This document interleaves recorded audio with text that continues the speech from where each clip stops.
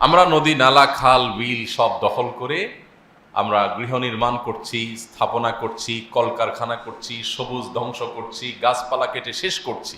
আমি আজকেই আসতে আসতে মসজিদে আমাদের এজাজকে বলছিলাম যে গাড়িটা ছায়ায় কোথা রাখিও, কারণ অনেক গরম হয়ে গেলে যেতে আবার কষ্ট হবে। তো সে বলছিল যে যেসব ছায়ায় রাখতাম তার অনেকগুলোর গাছ টাছ কাটা হয়ে গেছে, ছায়া খুব বেশি খুঁজে পাওয়া যাবে না। মসজিদের তো আর নিজস্ব গ্যারেজও না যে গাড়ি রাখা যাবে। তো আমরা যেভাবে বৃক্ষ নিধন করছি প্রত্যেকে যার যার মতো, আমাদের একটুও বুক কাঁপে না আমরা একটা গাছ যখন কেটে ফেলি। হ্যাঁ, প্রয়োজন হলে গাছটা মানুষ কাটতেই পারে, সেই সুযোগ ইসলামে রয়েছে, কিন্তু সেটা প্রয়োজন হলে, বিনা প্রয়োজনে একটি গাছ, একটি পাতা, একটি লতাও যেন মানুষ না ছিঁড়ে নষ্ট না করে, সেই শিক্ষা ইসলাম আমাদেরকে দিয়েছে। দুঃখজনক যে আমরা এখন ইবাদত সর্বস্ব মুসলিম যতটা, আমাদের দৈনন্দিন জীবনে যে সমস্ত দায়িত্বশীলতার জায়গা আছে, যে সমস্ত মানবিকতা প্রকাশ করবার জায়গা আছে, সেই জায়গাগুলোতে আমরা নিজেদেরকে মুসলমানিত্বের পরিচয় ম্যাক্সিমাম মুসলমানরা এখনো দিতে পারিনি, যার করুণ পরিণতি আজকে আমরা বাংলাদেশে প্রত্যক্ষ করছি। আমাদের পরবর্তী বংশধরদের জন্য কি অপেক্ষা করছে সেটা একমাত্র আল্লাহ ভালো জানেন। আপনারা জানেন দেশের বিভিন্ন অঞ্চলে পানির জন্য যে হাহাকার শুরু হয়েছে, এটি দিন যত যাচ্ছে তত ভয়ঙ্কর থেকে ভয়ঙ্কর পর্যায়ে চলে যাচ্ছে। আমি নিজে উত্তরবঙ্গের বেশ কয়েকটি জায়গায় সফর করার সৌভাগ্য আমার হয়েছে, দেখার সুযোগ হয়েছে। সেখানকার কিছু করুণ দৃশ্য আমাকে দেখতে হয়েছে। তোমাদেরকে একটা হলো ঠাকুরগাঁয়ে আমি নিজের চোখে দেখেছি, বহু টিউবওয়েল পড়ে আছে, হাহাকার করছে, কোনো টিউবওয়েলে পানি নাই, পানি উঠছে না। এবং আমরা আসুন্না ফাউন্ডেশন থেকে আমরা নলকূপ স্থাপন করার যে একটা কার্যক্রম আমাদের আছে, সাদকা জারিয়া কার্যক্রম হিসাবে, এই নলকূপগুলো বসানোর ব্যাপারে আমরা এখন নতুন করে ভাবছি, আদৌ নলকূপ বসিয়ে কাজের কাজ সব এলাকায় হবে কিনা, কোথায় হবে কোথায় হবে না। না হলে টাকা পয়সা খরচ করে আমি একটা নলকূপ দেব, কদিন পরে সেটা মরুভূমির মতো হাহাকার করতে থাকবে, পানির লেয়ার নিচে চলে গেছে, পানি নাই, চাপছে মানুষ, চাপকল চাপ করে পানি আসছে না। একটি দুটি নয়, আমি অগণিত এরকম চাপকল দেখেছি যে মাইলকে মাইল এরিয়া পর্যন্ত, শহর তো বটে, গ্রামের ভেতরে আমি দেখেছি পানি নাই, চাপকলে পানি উঠছে না। এবং মানুষ দূর দূরান্ত থেকে মাইলকে মাইল পথ হেঁটে গিয়ে কোনো রকম তাদের প্রয়োজন পূরণ করার জন্য পানি সংগ্রহ করছে। পুকুরগুলোর পানি তলায় চলে গেছে, কোনোটি শুকিয়ে গেছে, খালবিলগুলো শুকিয়ে চৌচির হয়ে গেছে, আপনারা দেখতে পাচ্ছেন। এবং সাতক্ষীরাতে আপনারা অনেকে ইতিমধ্যে দেখেছেন, বিভিন্ন জাতীয় দৈনিক এবং গণমাধ্যম নিউজ করেছে যে একটি গ্রামে বহু সংখ্যক মানুষ ক্যান্সারে আক্রান্ত হয়ে মারা গেছেন শুধুমাত্র পানির সংকটের কারণে। তারা বৃষ্টির পানি ধারণ করবার জন্য যে পদ্ধতি অবলম্বন করেছে, গবেষণায় প্রমাণ হয়েছে, সেখান থেকেই ক্যান্সারের উৎপত্তি, এবং সেটির কারণে গোটা গ্রাম মরে সাফার উপক্রম। তবে আলহামদুলিল্লাহ আমরা আসুন্না ফাউন্ডেশন থেকে ওই গ্রামের মানুষদের জন্য একটা বড় ধরনের ওয়াটার প্ল্যান্টের ব্যবস্থা ইতিমধ্যে আমরা নেওয়ার কার্যক্রম হাতে নিয়েছি। সেখানে আমরা হয়তো $500,000 বা $1 মিলিয়নের কাছাকাছি টাকা খরচ করে সেখানে আমরা একটা প্ল্যান্ট স্থাপন করব, যাতে পুরো গ্রামের মানুষের বিশুদ্ধ এবং স্বাস্থ্যকর পানির, সুপেয় পানির ব্যবস্থা হয়। এটা আমরা আমাদের প্রতিষ্ঠান থেকে করবো ইনশাআল্লাহ। ইতিমধ্যে কার্যক্রম আমরা শুরু করে দিয়েছি। এবং কয়েক মাস আগে আমরা বাগেরহাটের শরণখোলা একটা পাওয়ার প্ল্যান্ট স্থাপন করেছি, সেটাও এরকম 6-7 লাখ টাকা কম বেশি খরচ হয়েছে। তো সেখানে আলহামদুলিল্লাহ 500-রও বেশি পরিবার পানি, সুপেয় পানির ব্যবস্থা করতে পারছে। কিন্তু কথা হলো, এই সুযোগগুলো আস্তে আস্তে হারিয়ে যাচ্ছে এবং সংকট ঘনীভূত হচ্ছে, তীব্রতর হচ্ছে। আমাদের দেখার কেউ নেই, আমাদের নিজেদেরও অবস্থা এমন হয়েছে, আমি প্রায় সময় বলি যে আমাদের যে জাতীয় পর্যায়ে আমাদের প্রত্যেকটা মানুষের গণহারে যে ত্রুটিগুলো আছে, সেই ত্রুটিগুলোর মধ্যে থেকে একটা ত্রুটি হলো আমরা অনেকেই ইবাদত বন্দেগীতে মুসলমান হলেও আচার আচরণে আমরা অত্যন্ত সেলফিস্ট বা স্বার্থপর। একজন স্বার্থান্ধ মানুষ কোনো দিন কোশ্চিন কালেও ভালো মুসলমান হতে পারে না।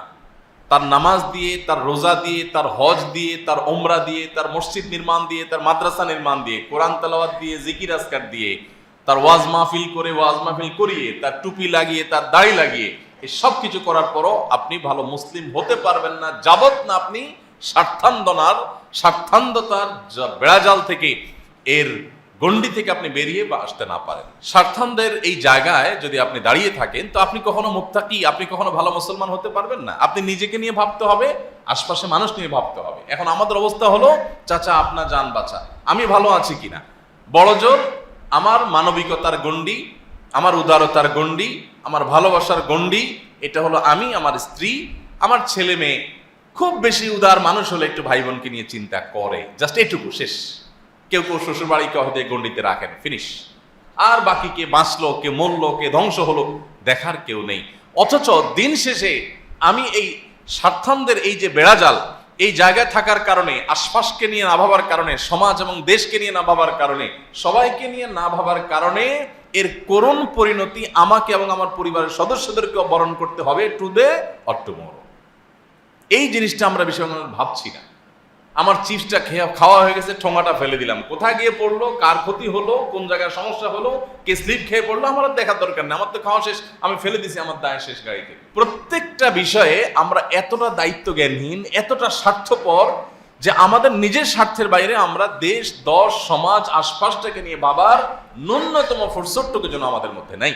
আপনারা বারবার শুনেছেন এই হাদিস, আমরা বারবার বলার চেষ্টা করেছি। নবী করিম সাল্লাল্লাহু আলাইহি সাল্লাম বলেছেন, আহাব্বুন নাস ইলাল্লাহি আনফাউহুম লিন-নাস। মানুষের মধ্যে সবচাইতে আল্লাহর কাছে প্রিয় মানুষ সে, যে মানুষ যত বেশি মানুষের ব্যাপারে পরোপকারী হয়, নিজের ধান্দা শুধু করে না, যে আমার দ্বারা কার উপকার হতে পারে, কাকে আমি একটু উপকার করতে পারি, পৌঁছতে পারি, কোনো বিপদে সহায়তা করতে পারি, আমার কারণে কারোর কোনো অসুবিধা হচ্ছে কিনা, এই জিনিসটা যখন সবাই অ্যালার্ট হয়। আমি বিভিন্ন সময় আপনাদেরকে বলার চেষ্টা করি, আমি খুব গভীরভাবে লক্ষ্য করি যে কোনো জায়গায় যাই, যে আমাদের মেন্টালিটি, আমাদের আচরণ কেমন। অশিক্ষিত সাধারণ গরিব দুস্থ অসহায় মানুষরাই শুধুমাত্র নিজে চিন্তা করে তা না, বরং তথাকথিত সমাজের এলিট শ্রেণী মানুষগুলো আরো বেশি স্বার্থপর হয়ে থাকে। তাদের মধ্যে স্বার্থপরতার পরিমাণ আমি আরো বেশি লক্ষ্য করেছি। আমি দেখেছি যে আপনার 4 তারকা 3 তারকা মানের হসপিটালেও আমাদের স্বদেশী ভাইদের অনেকেই দেখেছি স্বভাব, যে আমি বেঁচে থাকি, আশপাশ সব ধ্বংস হয়ে যায়, আচার আচরণ, কাজ কাম, ময়লাটা ফেলে দিলাম, কি হলো না হলো। আমি প্রায় সময় একটা উপমা আপনাদেরকে দিয়ে থাকি, যে বাসায় চিংড়ি মাছ আনছেন, চিংড়ি মাছ কোটাকাটি শেষ, বাসায় সেটা থাকছে, আগের দিন আনছেন, কোটাকাটি করছেন, এখন গন্ধ বাইরে।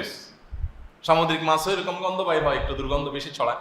তো আপনার বাসা, আপনার কিচেনে ময়লার যে বিনটা আছে সেখানে আপনার দুর্গন্ধটা ছড়াচ্ছে, তো আপনি কি করলেন, পলিথিনটার মুখটা বেঁধে আপনার দরজার সামনে রেখে দিলেন। তাতে কি হলো, আপনি বেঁচে গেলেন, আপনার পরিবার বেঁচে গেলেন, গন্ধ আর আপনাদের কষ্ট দিচ্ছে না। কিন্তু গন্ধটা এখন কে পাচ্ছে, ওই সিঁড়ি ঘর দিয়ে যত মানুষ অতিক্রম করছে, উপর থেকে নিচে নামছে, প্রত্যেকে নাকে হাত দিয়ে দিয়ে নামছে, আপনার প্রতিবেশী দরজাটা খুলছে আর দুর্গন্ধ দিয়ে তাকে ওয়েলকাম করছে। ছোট্ট একটা ইস্যু, হয়তো আমরা চিন্তাও করি না। আপনি সকাল থেকে রাত পর্যন্ত যদি কাগজ আর কলম নিয়ে নোট করেন, আমি তো বিশ্বাস করি যে আপনি দিন শেষে 20-50টা আইটেম পাবেন যে আপনি মানুষকে অনবরত কষ্ট দিয়ে যাচ্ছেন, জুলুম করে যাচ্ছেন, মানুষের অধিকার নষ্ট করছেন, পরিবেশটাকে ধ্বংস করছেন, দূষিত করছেন। আপনি আবার গরমের তীব্রতায় হাঁপ ছেড়ে বলবেন, দেশটা কি হয়ে গেল, সব মানুষ অমানুষ হয়ে গেছে, কেউ একটু গাছ টাছ লাগায় না, কেউ একটু দেখে না। ভাইরা আমার, এই একটি কারণে আমি আমাদের সর্বস্তরের ভাই বোনদেরকে বলতে চাই, আমি নিজেকেও সবসময় বলি যে আসুন আমরা মানুষ হই, ভালো মানুষ হই, পরোপকারী হই, এবং আমাদের আশপাশটা নিয়ে আমরা একটু ভাবি। যদি না ভাবি, এটা আমার দিনদারিতার কমতি। আমরা ধর্মটাকে আর এই জাতীয় মানবিক দিকগুলোকে আমরা আলাদা করে দেখি। আমাদের ধর্ম তো কমপ্লিট, ইসলামে কোনো কিছুর অপূর্ণতা নেই।